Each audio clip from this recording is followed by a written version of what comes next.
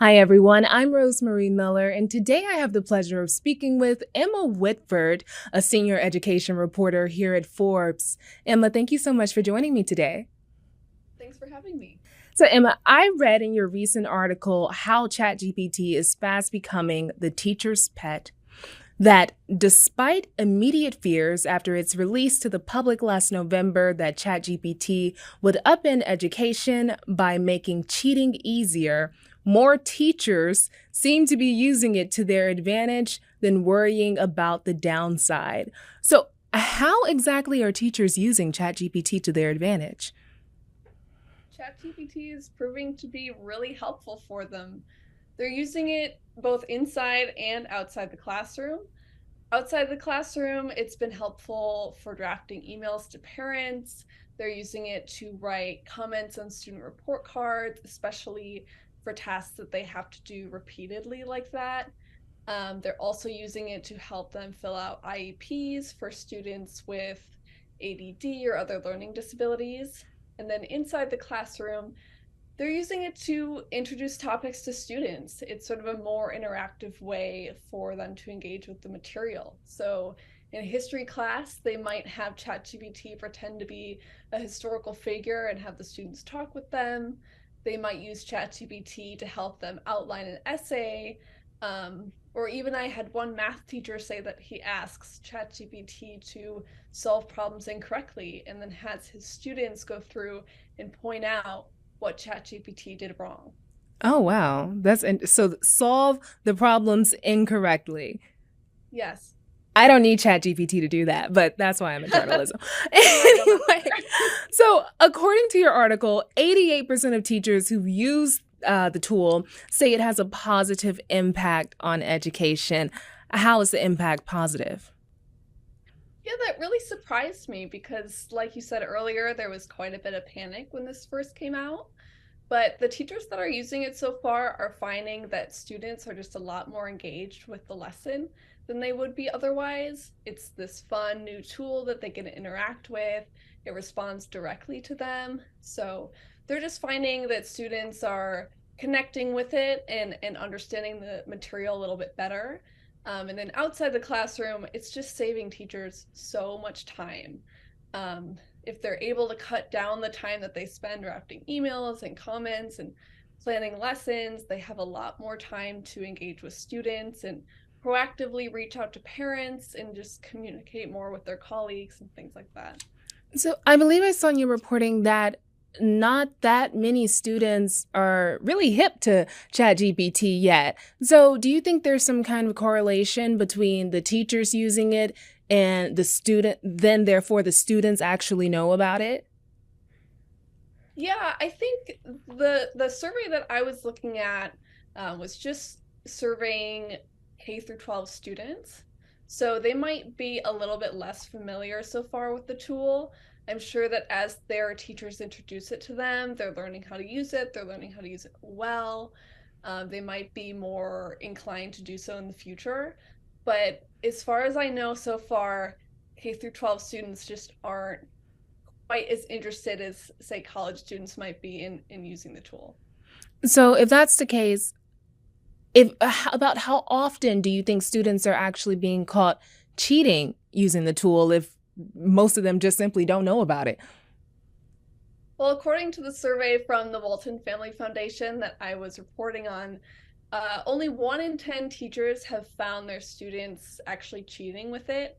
So having ChatGPT write their entire essay or solve problems for them. We are not totally sure if that's because about wanting students cheat on things or because teachers aren't quite sure what to look for yet. But it's not been the overblown cheating problem that people have feared yet. So it could be a multitude of things. It could be, okay, you're right. Teachers don't know what to look for. That's one. Yeah. Another thing is a lot of students just maybe aren't using it. And that's another reason it's 1 in 10 students because only, I don't know, maybe 2 in 10 actually know how to use it. Yeah, You think so? So when exactly. it comes to cheating, I almost wonder, in a way, are teachers kind of cheating by using the tool, because they have their job description, as we all know, and I'm not saying they're not, following their job description by using ChatGPT, but are they like undercutting? Are they working the system in some way? I think that's a great question. It's one that teachers are struggling with given how new the tool is. And it kind of depends on what side you come down on as far as whether using AI is a helpful tool like spell check or calculator or other things that we use day to day now, or if it is, doing your job for you. And I think teachers are still figuring that out. To what extent can I use this to draft emails? And is it still genuinely coming from me? Or am I just sort of outsourcing these job responsibilities to an AI? I think the answer to that question will come about as teachers use this more, but we're still in the early days of it, having it available. I can see that. I can also see it depends on if a teacher thinks they are overworked and underpaid. If I'm already overworked and underpaid, why not cut a corner? But that's just my thoughts. So Definitely. I'm realizing that I saw somewhere where a teacher said that they weren't concerned by their students cheating because they knew their students' voice. So I'm assuming this is with using it for essays. But what happens next year for the next school year? Because ChatGPT was only released in November. So obviously they know their students' voice already. Next year, that may not be the case. Yeah, that was an English teacher, Patrick Powers, and I ended up asking him the same question. His plan for next year right now is to not introduce the tool to his students until they're about a month into the semester so that he can get a good feel for their writing first. Um, if they discover and use the tool before then, we're not really sure what's going to happen in that case. He did say it would be nice to have a tool that can detect AI writing, and there are a few out there. GPT-0, as far as I know, is the most popular one, but I think it's just going to be a play it by ear and see and adapt to how things go next year. So could you tell me about some of ChatGPT's competitors? Yeah, so those are just starting to come out. I mean, obviously, all of this is still very new, but education companies are really trying to capitalize on the AI that underlies ChatGPT, which is GPT-4 now is the newest version. Khan Academy, which is a nonprofit online schooling academy, they recently came out with Khanmigo, which is their own sort of AI tutor.